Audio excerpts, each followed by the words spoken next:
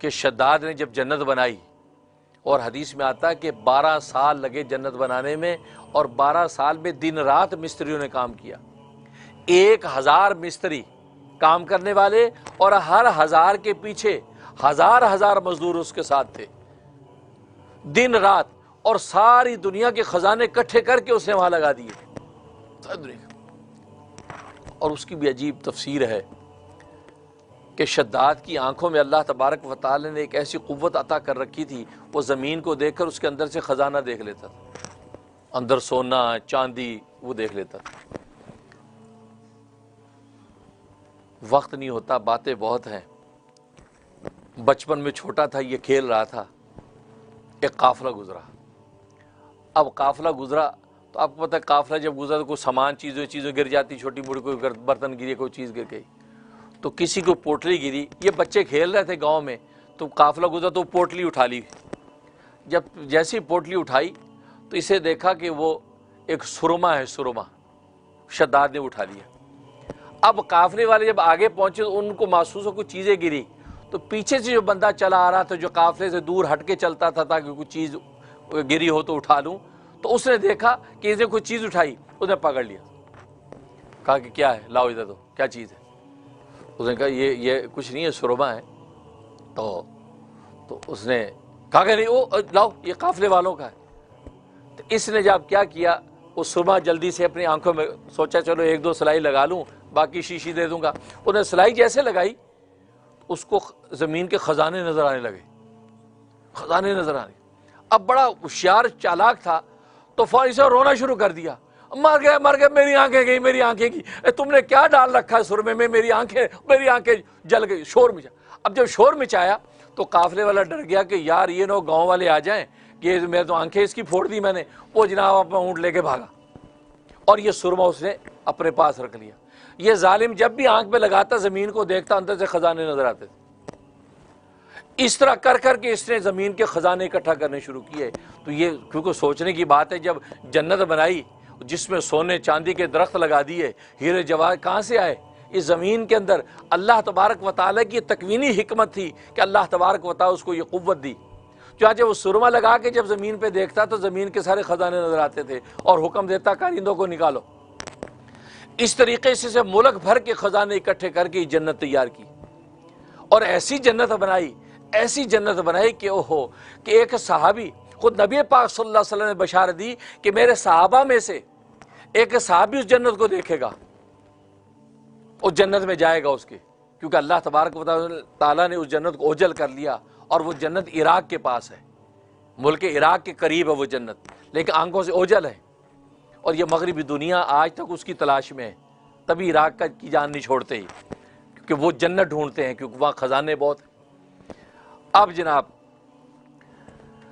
जन्नत तैयार उसने की, और फरमाया कि सहाबी देखेंगे। चाचे वो युवा कि एक सहाबी जिसका ऊँट जो गुम हो गया, वो ऊँट तलाश करते करते करते वो जन्नत में पहुंचे। सुबह का वक़्त था और सूरज तुलू हो रहा था, और सूरज जब तुलू होकर जब झांकता था उस जन्नत को, उस जन्नत की जो खूबसूरती, जो झिलमिलाहट होती थी, कोई किसी की ताब नहीं थी कि देख ले।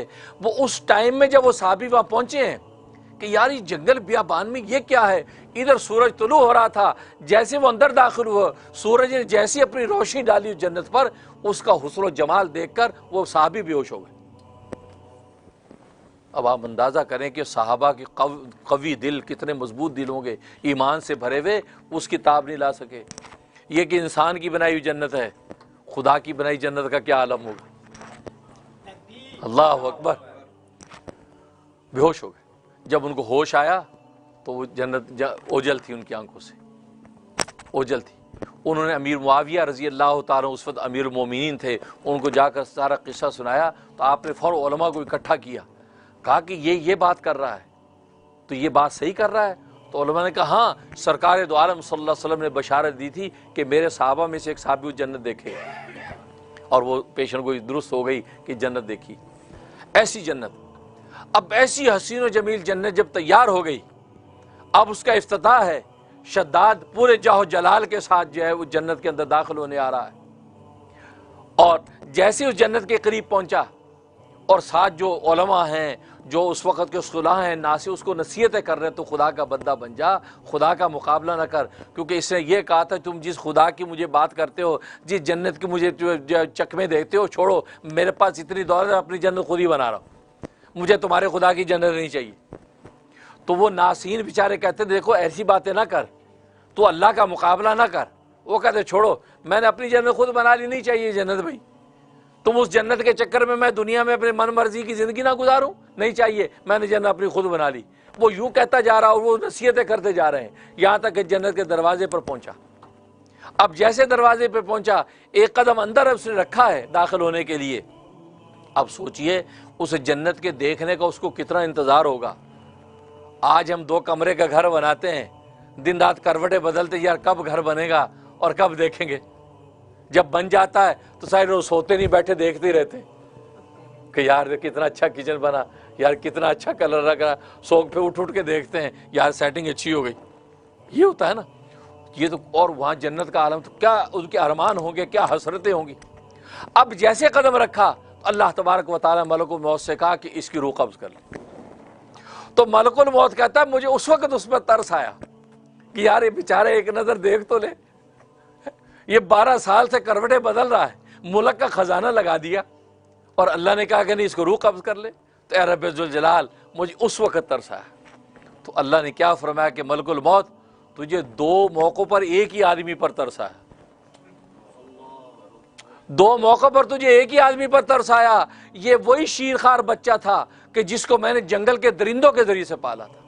शेर उसकी हिफाजत करता था, शेरनी उसकी हिफाजत करती थी, हिरन आके उसको दूध पिलाती थी, कोई माइकला उसको टच नहीं कर सकता था। जंगल के दरिंदों से मैंने उसको बचाया और हिरन को पाबंद किया, हिरन जाके उसको दूध पिलाती थी, मैंने उसको जंगल के दरिंदों से पाला। तो इंसान अगर नहीं मिलते तो अल्लाह तबारक व तआला जंगल के दरिंदों से पाल के दिखाते हैं। इसे तो अल्लाह ने कहा कि पालने वाला मैं हूं, अल्हम्दुलिल्लाह रब्बिल आलमीन, सारे जहानों को पालने वाला मैं हूं।